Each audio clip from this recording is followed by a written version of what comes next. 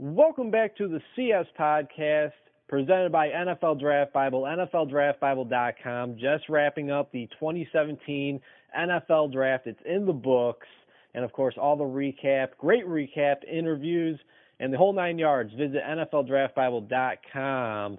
And as always, I am your host, Chris Shanafelt. And joining the show now is a great friend of the program. He's Aaron Leming from BearReport.com.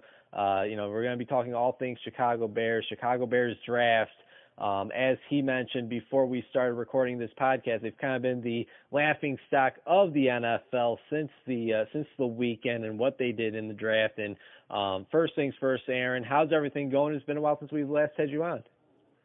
Yeah, it's going good. Always glad to come on and talk with you, man. It's been a while. Yeah, it's always a pleasure. And first things first, overall thoughts on the 5 draft picks the Bears selected over the weekend in the 2017 NFL Draft. Again, it seems like a lot of, sources and NFL personnel out there that don't really want to attach their name to things are saying that the Bears really screwed this one up.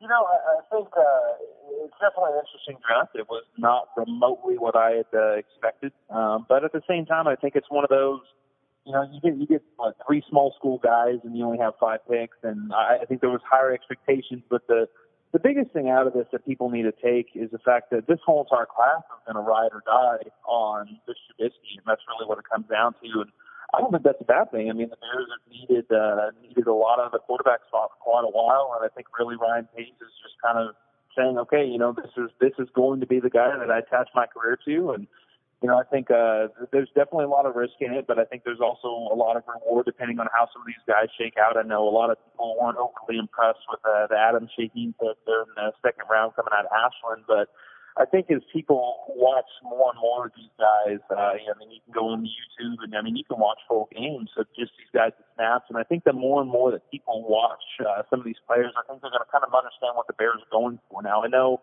a lot of people overall were a little upset that they went basically 4 offensive players and 1 defensive player. But the thing that I'll say, and I said this going into the draft process, is the fact that the offense needs a lot more help than the defense does right now. The Bears put a lot of resources in, especially in free agency, on the defensive side of the ball. The defensive side of the ball was by far the better unit last year. So I think really, at least in my opinion, when you look at what Ryan Pace did, he said he stayed true to his board and went best player available. And while that may not really resonate with some people, you can look at CBS or NFL.com and ESPN, and you can look at their boards and you can say, okay, well, that's not best player available. But I think it's key to keep in mind that just because these guys are releasing their public boards doesn't mean that has anything to do with what the Bears are doing. And I truly believe that what Ryan Pace was best player available, and really that's all you can ask for.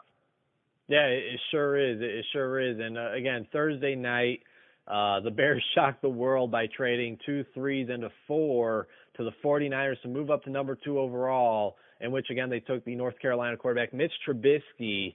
And I know I was certainly surprised by the trade and the direction that Ryan Pace and the Bears decided to go in. Of course, I thought at some point maybe or at some point I was fairly confident that this would be the year that Pace drafts a quarterback.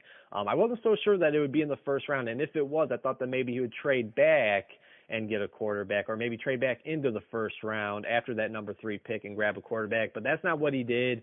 Takes Trubisky at number 2 overall. What was your initial reaction as to it all went down Thursday night, and now a few days later, almost a week later, Aaron, has your opinion changed or look on the move? Has your look on the move changed at all since it all went down? I'll admit, I was completely shocked. I thought there was a solid chance that the Bears would take a quarterback in the first round. I didn't know whether that was going to be at 3 or whether that was going to be a trade down.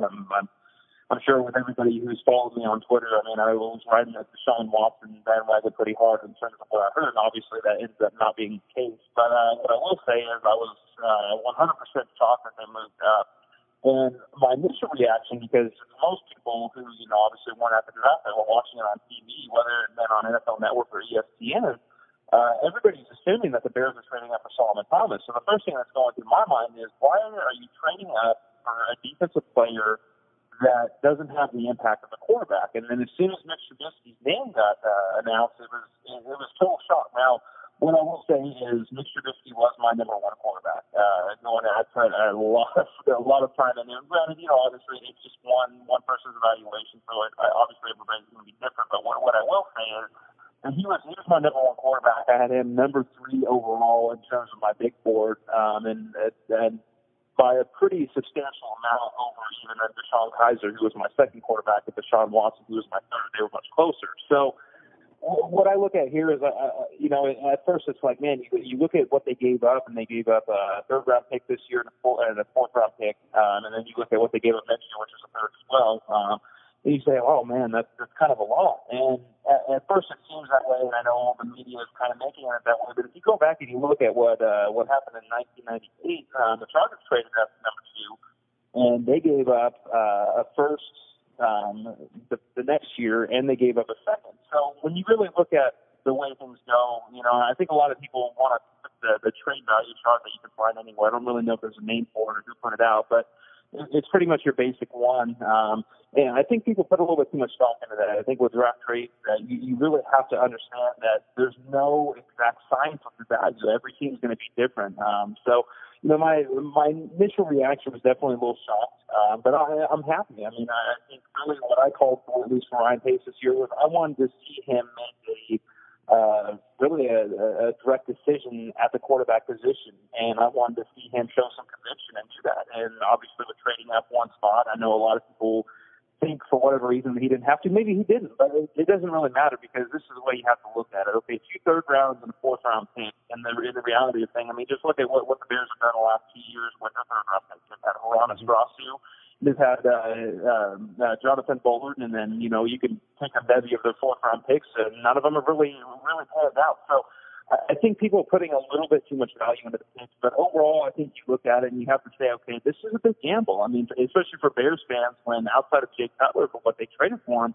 the Bears have never really put a big value on the quarterback position. So I think this is a huge leap of faith. Obviously the last 2 years they've won 9 games total. So when you look at the team, there's definitely a negative light around it. And really what this is this is showing Bears fans that things are either going to get a lot better very quickly, depending on whether that's in 2017 or 2018 when Trubisky starts, or the Bears are going to be cut back another 4 or 5 years, and they're probably going to be looking at another head coach and obviously a new GM. So I think the unknown overall is definitely a big issue for people, but quite frankly, I'm excited, and I think a lot of Bears fans should be excited, because this is something that Bears fans have never really had the chance to experience.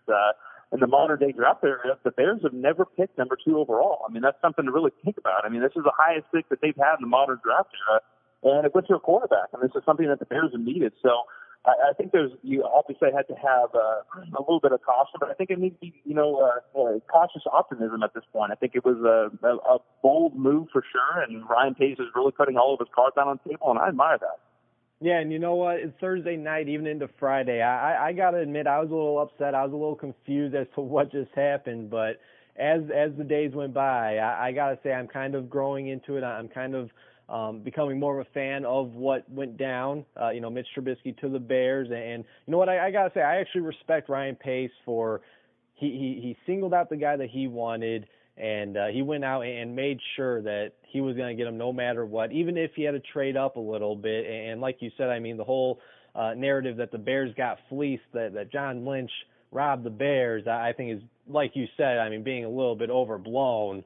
I believe it was Bill Polian on Waddle and Sylvie earlier this afternoon. He said it was a tremendous trade, tremendous job by Ryan Pace to go out there and make sure he landed his guy.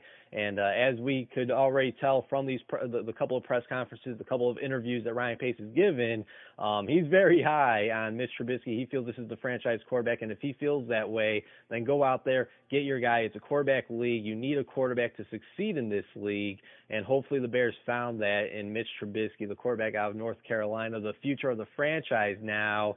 Now, Aaron, there are conflicting reports as to whether or not John Fox, the head coach of the Bears, was in tune with Pace's idea of trading up and taking Trubisky at number 2. Pace has obviously come out and shot those rumors down.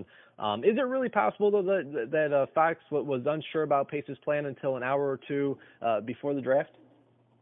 I don't buy that one bit, and it kind of goes back to what you said at the beginning of the show and what we talked about before the show. And I think right now the Bears are the whipping post of the NFL. Is really what it comes down to. And I think really you're going to get a lot of interesting reports. I'm not going to say fake reports because I do believe that some of these insiders are getting information, but I don't know if they're really thoroughly checking what they're getting before they're putting it out. Now, I mean, you go back to what they did with Mitchell Trubisky, and just to kind of put it out there. I mean, Sports Illustrated Monday Morning QB has actually put out some very great stuff over the last 2 days on what exactly has happened with Bears trade from both the 49ers and the Bears side. I think Peter King released something yesterday, and Emily Kaplan put out a very excellent piece today that everybody should go and read, that just kind of on the situation in general. But I think really what sets it off for me is when you look at the process that they went about it. They went to North Carolina to work him out. They had dinner with him the night before. John Fox was involved with that. Ryan Pace was involved with that. All their scouts. Dal Loggins was involved with that. And they went and worked him out the next day. And, I think really what's going on here is the Bears are so quiet. I mean, you had guys like Jay Glazer. You had guys like Adam Schefter. You had guys like Mel Kiper who, correctly projected the Bears pick the last 3 years, who had absolutely zero idea what they're doing. Everybody in the world was pointing to Solomon Thomas. And I think to a certain extent, I think this was kind of a slap in the face to a lot of the inside media members as to, well, why are we not getting this information? And as we as Bears fans have seen over the last few years, especially with John Fox and Ryan Pace, it's locked down like Fort Knox. I mean, they've only won 9 games, and I know a lot of people don't agree with what they're doing, but it is what it is. And that's really, I think, what it's come down to. But John Fox has been involved with the whole entire process. In reading that article today, they really spelled out pretty much that they made the choice that they wanted Trubisky. They told him to keep quiet, which is interesting to me because he was on Dan Patrick's show 2 weeks before the draft happened. And he mentioned the Bears as one of the teams that had actually worked him out. And then the day before the draft, in the interview with Brad Gates, he turned around and said that the Bears had not even contacted him. So really what had happened was is they worked him out. They had dinner with him. They met with him. They did all their stuff. And then they didn't contact him. He didn't even know that he was going to get drafted by the Bears until the telecast happened and he saw it on TV. So I think a lot of people are taking the secrecy of what the Bears did from the media and from the general public and turning that into, John Fox didn't know about anything. John Fox is well involved with everything that goes on. And I think, like I said, I think this is more of a media narrative, especially a national media narrative than it is anything. But John Fox has been very involved with everything that they've done. Maybe it wasn't his first choice. I don't know. I can't really speak for that. But what I will say is I know for a fact that he was involved just off of, the reports and what I've heard, and he was involved with this process, with the quarterback process. And, it's very hard for me to be able to buy the media narrative that's going on right now. Again, we're talking with Aaron Leming from Bear Report, bearreport.com. Give him a follow on Twitter at Aaron Leming NFL, an absolute must follow there. And Aaron, just a couple more questions for you, and then we'll let you go. Of course, over the past day or two, everybody has heard about how Mike Glennon has felt, quote-unquote, cheated on by the Bears by grabbing Trubisky in the first round, despite the fact that he will be making $17, $18 million this season. And Pace has been on record multiple times, even after the draft, saying that Mike Glennon is indeed the starter. Of course, he was a big free agent landing just a few months ago. Signed a 3-4 year deal. It's initially just a 1 year deal, and of course, again, he'll be making $17-18 million guaranteed. What's your view on all this? Should anybody be feeling sorry for Mike Glennon? Because quite frankly, I do not. Yeah, I think it's an interesting situation. I think there's a few ways to look at this, and the first is obviously there's going to be a human element. Now, to a certain extent, I feel for Mike Glennon. He was drafted in the 3rd round. He got in my opinion, he got a pretty bad end of the stick, I guess you could say. He was replaced by Josh McCown out of all the people in the world under Lovie Smith, and then the next year they drafted Jameis Winston. So I feel for him in the fact that obviously, what the Bears have said, they've basically made it known that he is their starting quarterback. Now, what I will say is, that, the NFL's a business, and he's making a total of $18.5 million for basically a 1 year guaranteed deal. Obviously, there's 2 more years on that, the 3 year $45 million deal that he signed. But I think really what it comes down to is the fact that the NFL is a business, and ultimately, Mike Glennon hasn't started in 2 years. And really, when he did start, he didn't really look that the Bucks weren't a very good team, had a pretty bad offensive line, especially under Lovie Smith, and just watching some of those games, it was very hard to watch with all the penalties, and just the talent that they had around him was rough. But really what it comes down to is Ryan Pace is at a point in his career where he's finally written himself with Jay Cutler, and he's finally able to make a quarterback decision. And ultimately what I think he's doing right here is he's giving himself key cracks at finding a franchise quarterback, because ultimately that is going to be the key to a successful GM career for him. So really what's going on here is, Mike Glennon's going to be the starter week one. He's going to have every opportunity in the world. Unfortunately, I get it. Like I said, the human element comes in there, and unfortunately, his future, his long-term future, is not going to be in Chicago. But the thing is, to a certain extent, he does control his future, because let's say he comes out and he has a good 2017 season. There's going to be a lot of teams that are going to be bidding for his services. I know a lot of people looked at that 3-year, $45 million deal, making $15 million a year, and said, "Oh wow, I can't believe they paid him that." He's a backup quarterback. But the thing is, the Bears signed him to start. Whether he's a bridge, whatever his role is, his long-term role, that doesn't really matter. If he has a good season, then there's going to be multiple teams that are going to be after him, and the Bears are going to be able to get a pretty good compensation out of him, and he's going to be able to go to a team where he's going to be able to start. So ultimately, as long as he plays good, he really controls his future. So from that element, I really think it's just, like I said, it comes out of the business aspect. You can feel bad for the fact that he doesn't really have a set long-term future. But like I said, he controls his future at this point. If he plays well, then he's going to get another shot, and he'll be paid very well, because there's not very many good starting quarterbacks in the beginning. If he plays poorly, then I would expect Trubisky at some point this season to unseat him as a starter, and then he may be back on the free agent market after the Bears cut him next year. So that's completely up to him at this point. I'll tell you what, the start of the season especially, it looks like it's going to be a tough start for the Bears. I mean, you got the Falcons, Buccaneers, Steelers, Packers, Vikings, and Ravens there in your first 6 games of the regular season. Let's say the Bears start the year out, I don't know, I'll go 2-7, 2-8. Does Trubisky see the field at all? I think so, and there's just this weird gut feeling I have that regardless of what goes on, unless there's somehow in the playoff chase, which I don't think a lot of people see that happening, I think Trubisky's going to get a chance to start this year, whether that be an injury, whether that just be him finally taking over. And I don't really have anything to base it off of, just off the simple fact that you look at, just look at over the last 20, 30 years, out of all the top 5 quarterbacks that have gone in the draft, not many of them actually truly redshirt 1 year. I think the only quarterback to do that the last 30 years has actually been Carson Palmer behind Whitmer back in I think it was 2003 in Cincinnati. I mean, other than that, every single look at last year with Wentz and Goff. I mean, even though Goff didn't start the season, he ended up getting starts, and I think ultimately that's what's going to happen. In theory, the whole development, the theory of a developmental quarterback through 1 year is really cool, but ultimately the reality calls for a completely different situation, especially if Glennon struggles and they get off to a rough start. Fans are going to be calling for it at some point in time. I think the Bears will finally get in. All right, last thing for you before we let you run, Aaron. Again, greatly appreciate your time. The Bears, I seen yesterday, they released a handful of guys. Today they added former Seahawks offensive lineman Bradley Sowell to a 1-year deal. They had Jay Howard, the defensive lineman from Kansas City, in on a visit. But again, back to the Seahawks offensive lineman signing. What does this mean for a guy like Hronis Grasu, who's coming off of a knee injury? Because again, they did draft Jordan Morgan out of the Division II Kutztown University in the 5th round, and they plan on having him moving to guard. He played tackle in college. They plan on moving him to guard. And again, I got to think Cody Whitehair is staying put at center.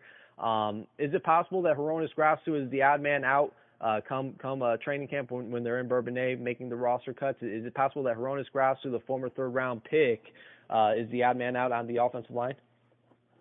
Yeah, I definitely think it's a possibility. I mean, you look at what they've done just over the last few days, whether that be Jordan Morgan, their 5th-round pick, whether that be Taylor Boggs, the interior lineman who actually spent some time with the Bears a few years ago, or the move today, I don't think has quite as much of an impact. But you really look at it, and ultimately, they're probably going to end up keeping 8, maybe 9 offensive linemen. But you look at it, I would assume that Eric Kush is probably going to be, going to be locked in. Obviously, Jordan Morgan will be. So that's 7 guys right there, and you're going to need a swing tackle. So between Sowell and I'm drawing a blank on his name right now. The guy that just came from Atlanta last year.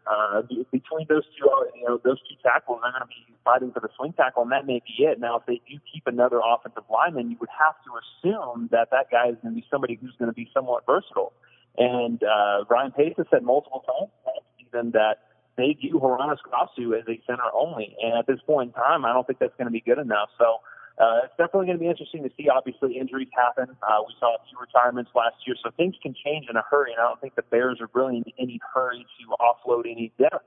But it's definitely something to keep an eye on. I definitely think come training camp time or come cut time, they may try to offload him depending on what goes on. If he is the odd man out, they may try to offload him onto another team for a 6th or 7th round pick and call it a day. But I mean, it would be nice not to have, but with the guys that they already have, it's kind of hard to see where Goss fits in at this point. I'm in total agreement with you there, Aaron. And again, that's all I have for you. Really do appreciate you taking some time as always. It's always a pleasure chatting Chicago Bears with you, man. And again, hopefully we can do this again soon. Definitely want to pick your brain on the legend of Adam Shaheen and Tariq Cohen. We didn't have enough time to do that today, but we'll definitely get to that at some point in the near future. Before I let you go, please tell our listeners again where they can find your work at and where they can give you a follow on Twitter as well. Yeah, absolutely. And you can follow me on Twitter at Aaron Leming NFL. You can find any and all of my stuff that I write on bearreport.com, which is part of Scout. You can go on there. We've got some great writers between myself, Zach, and Jeremy. We put out a pretty good amount of stuff almost every day, so it's definitely worth the time to go check it out. Absolutely. Again, I certainly recommend it. Again, at Aaron Leming NFL on Twitter and bearreport.com. Aaron, you're the man. Thanks, man. Yeah, absolutely, man. Thanks for having me on.